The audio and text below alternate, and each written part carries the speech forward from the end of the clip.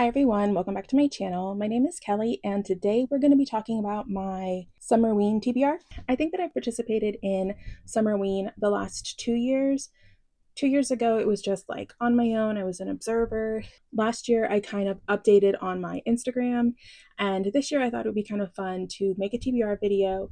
And then when Summerween is over, kind of go over the books that I read and let's talk about them. So what I thought we would do today is look at the prompts.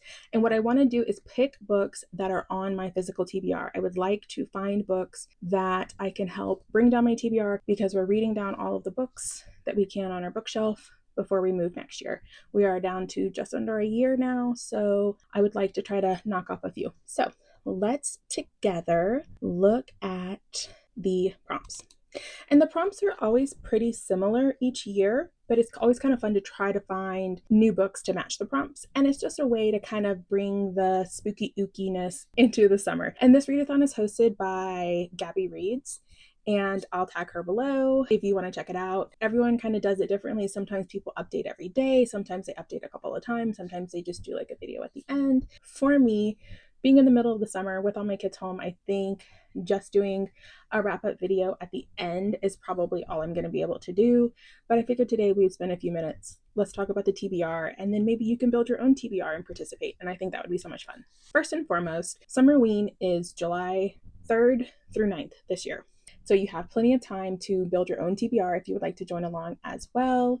There is a Summerween Instagram. I think this is Summerween, and you can go check out, see all the prompts, get all the graphics. I'm going to put the graphics up here, but I will just say none of these graphics are mine. Her and her sister made these, and they are absolutely adorable. So the prompts, you're looking at them here. I'm going to look at them on my computer.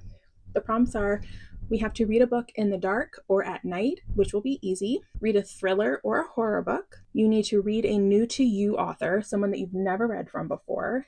Read a book with pink on the cover. And read a book with less than 250 pages. So a novella. You know I like novellas. That is the prompts. And then there's also a bingo sheet. And if you would like to try to get a bingo during this, you can. To get a bingo, you would have to read a book in the dark, which is something you already have to do. Read a horror or thriller. Read a new to you author. So the top row, if you follow the 5 prompts, you get a bingo. Read a book with pink on the cover.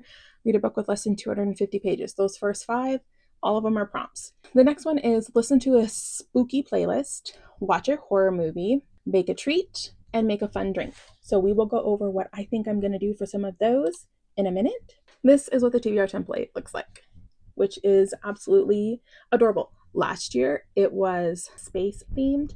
And if I have the graphic still, I'll put it up right here. But it was absolutely adorable. I loved it. And I think I bought a shirt last year. I don't think I'm going to buy one this year because, again, we're moving next year. And so I'm trying not to bring a lot of stuff in the house. But I think I will wear my Summerween shirt at least one time. So what are my plans for Summerween? This actually is really hard because Sunrise on the Readathon is also going on for the entire month of June. And it really focuses on BIPOC authors, translated works, banned books, things like that, right? Something that people in District 13 would read during their resistance in Hunger Games. So I was trying to find books that would work for prompts for that and prompts for this. Some did better than others, but here is a rough draft. They're just really tiny, but you can see that I did find 5 for each of the prompts, except for the first one, which is read a book in the dark or at night, and that is something you physically do. So you don't need a specific book for that. But I did pick a thriller and a horror. I picked a new to me author. I picked a book with pink on the cover, and I picked a book with less than 250 pages. And actually, Grief Eater I don't own, but I will check out of my library on Libby. If we pull up my TBR, this is what it looks like. We have, should I get these? I should get these. The Last One by Will Dean. Pew by Catherine Lacey. Womb City by an author whose name I cannot pronounce, but give me a minute. I will look it up and then I will tell you what it is. I have Our Sister's Keeper by Jasmine Holmes. And then I have 2 that are kind of fillers in case one doesn't work for me.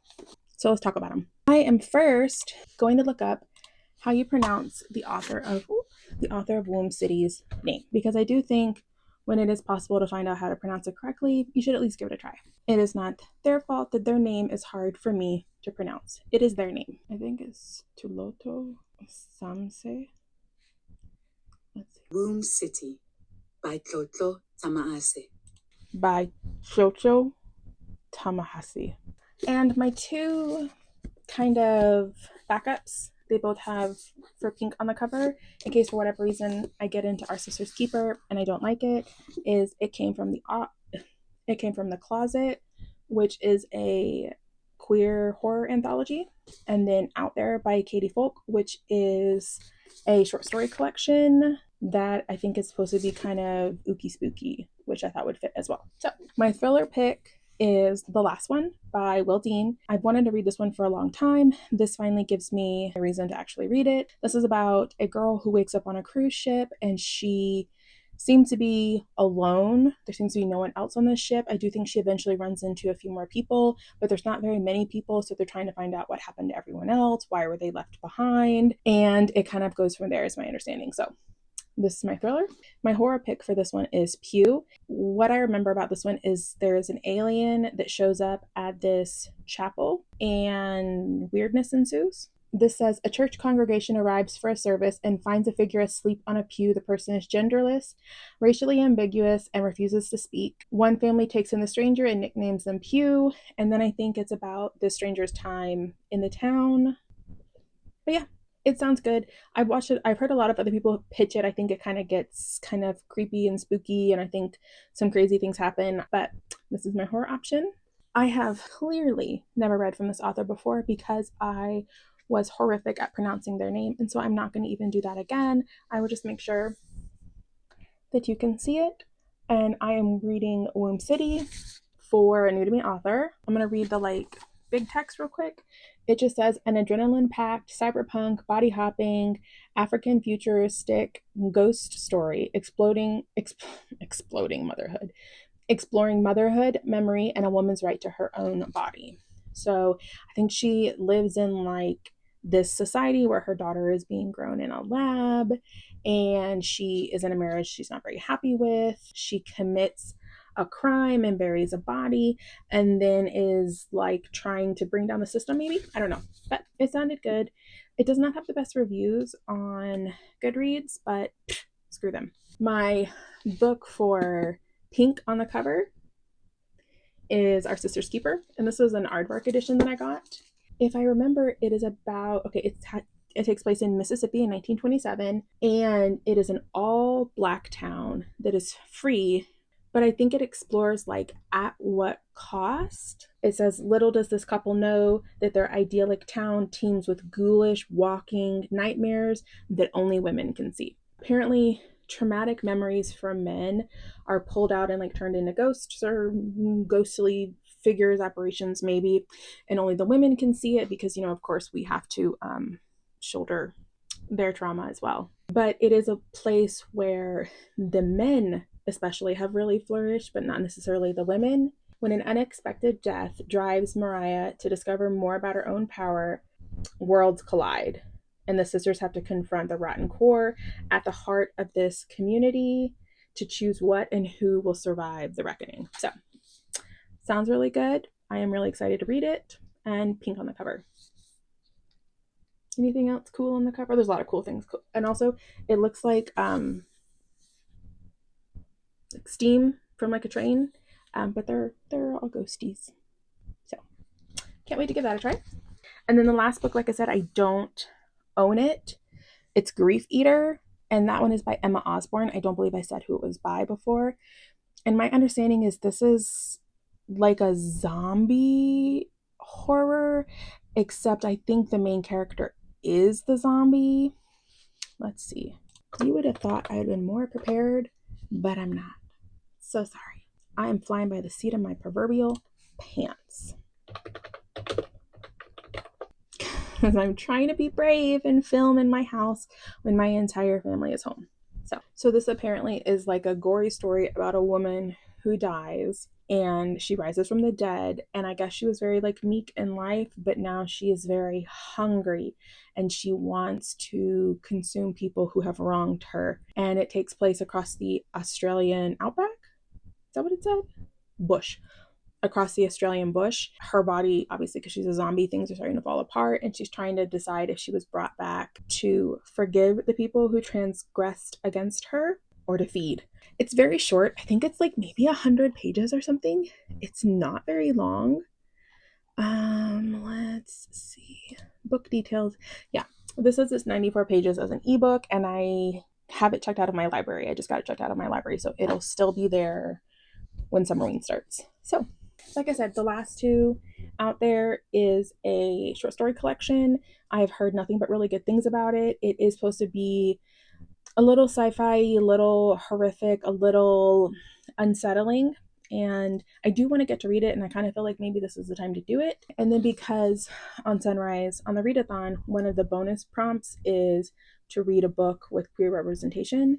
And this is all stories about like queer horror. And this says 25 contemporary queer and trans writers reflect on the horror films that shaped them and shocked them, from Hitchcock to Halloween to Hereditary. So that also sounds really good and sounds like something that maybe I should read. And you know what?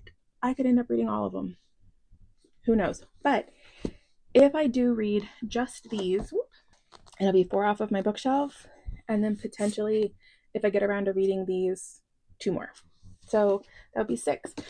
Last year, not for Summerween, but for Sunrise on the Readathon, I ended up reading like 30 books in July. So I am really hoping to read a lot of books from my bookshelf in July, just in general, between this Readathon and that Readathon. But those are my plans for this Readathon. If one of those books sounded interesting, go check it out. Maybe add it to your TBR for Summerween. If you're interested in getting more information about Summerween, then you can go to Gabby Reed's page. You can go to This is Summerween, I believe that's what it's called, but I'll put it up here.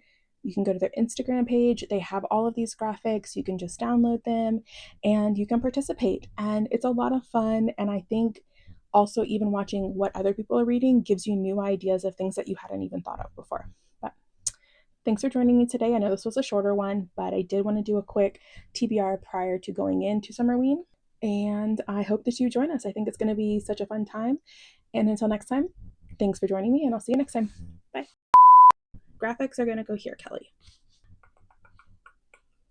Where's it at? What the Getting more information about Summer Read. If you're more interested about getting information, if you're more